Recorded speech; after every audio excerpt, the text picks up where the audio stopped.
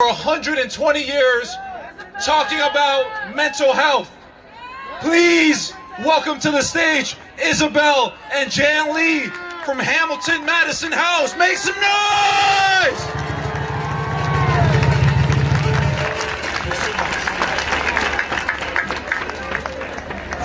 So thank you. You know, I'm usually a person who come and support rallies like this, and I stand by, but I'm going to tell you, not this time. I want to come up and speak on behalf of our community. This is what we have to stand here in solidarity. That's what we have to do, in solidarity!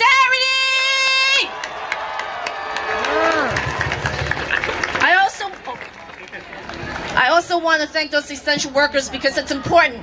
We were out there also working in our pantries, making sure our seniors were being fed, delivering meals every day, hot meals, because you know what? New York City had some meals, but they were cold. They weren't culturally sensitive. How is that? You've got so many people in this community who are diverse. How can we not be feeding our seniors? Shame on you, New York City. Shame on you, New York City. Shame on you. I was on an AAPI vigil call last night. There were 400 people on that call. And someone hijacked that call and said, you should get out of this country. I know some of you, if you were on that call, heard that person, and we had to shut it down. How many times do we have to listen to that rhetoric? We should not have to be walking down the streets and have people say that to us every time. No more. No more. We have to vehemently stop this. It doesn't matter who and where it happens. We have to be more proactive.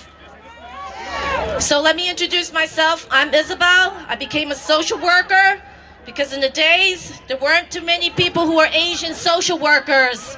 I wanted to represent. I wanted to work for the government. I wanted to make sure social services was being implemented and we got our fair share. That's why I became a social worker. And in this, I became the executive director of the Hamilton Madison House, the first Asian woman after 120 years serving Chinatown and Lower East Side. We're a leading provider of mental health services for New York Asian community.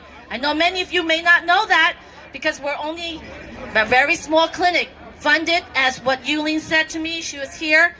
We only get a very small slither of funding from New York City and New York State. We always have to be on that drawing table in the budget meetings, always asking for money every year. And I've been doing this for 20 years and it hasn't improved, I'll tell you. If you go to those budget meetings, you'll see that. So recently, we've had an increase of referrals to our mental health clinics of victims of hate. And it shouldn't come to you to a surprise that the rise in anti-Asian American hate crimes lead to mental health crisis. And the targets are disproportionately are elderly and women. Such racist aggression have serious mental health impacts with higher levels of anxiety and depression. And our youth who experience discrimination are more likely to develop chronic mental health problems.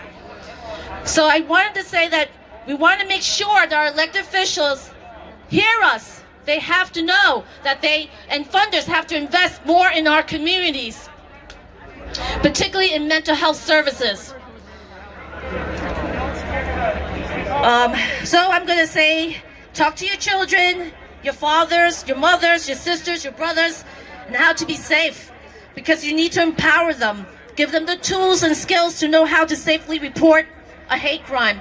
So many of these people who come to the mental health clinic do not report their crimes. They go indirectly and they talk to a friend that gets referred, and then gets referred to us. And by that time, it's very critical. It's chronic. And they're in a crisis because they've broken down. So I'm going to shout out to the Asian American Federation because on their website, they provide resources in Pan-Asian languages use it, share it, and practice it, because it's not something that we do all the time. We don't always have to be on guard, and that's what's happening. We always have to look behind us now these days because it's not safe. Like Alice and Chance, I'm so glad to hear you guys out here, because I'm going to tell you, you need a space to vent.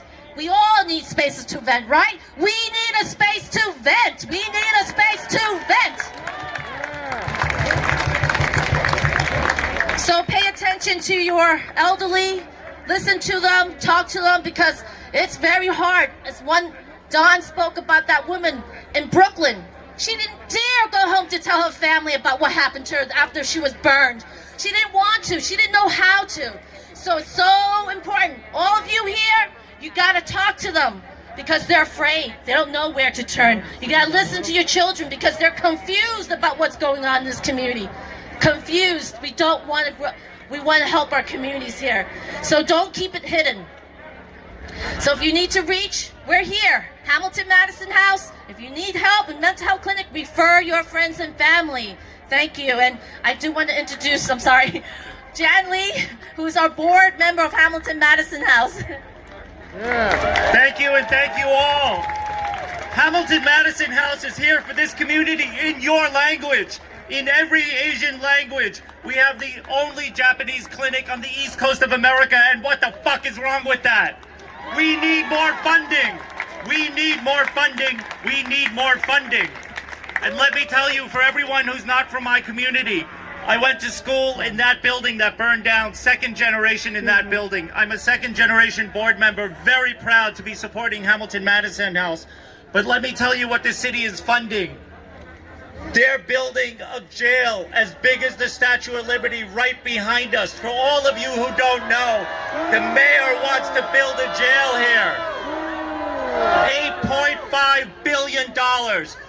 No more social services for us. No more low-income housing for us. No more mental health services outside of the jail walls. They're inside of the jail. There's something wrong with that. Let the mayor know. Let everyone know who supports the building of jails as the sole solution to criminal justice that they are wrong. We need social services more now than ever.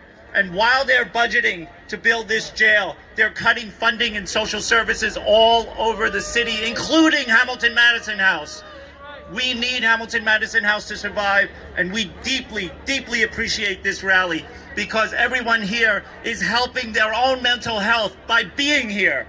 All those buildings have seniors in them. We need to make sure that they're okay because they can't come here. They can't walk outside because they're afraid. We need to check on them. We need to make sure that all the people in Chinatown and all of our Asian communities are cared for. And the message that's going out here today is we care for you. Hamilton Madison House is here to care for you. Thank you very much.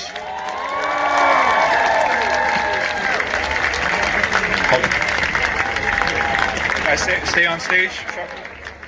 New York City, we love our elders, yeah? They've been fighting for us to have a place in this country. Make some noise for our elders.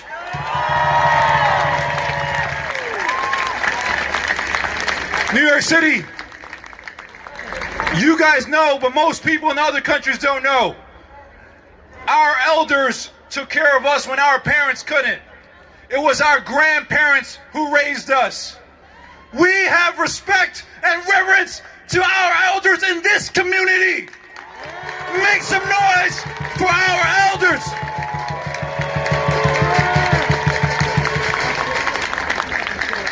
And to honor our elders for serving our community, for paving the way for us. We want to make them proud. And I want to shout out Thai Lock Association for bringing out their lions and for showing Chinatown this is how we honor our elders.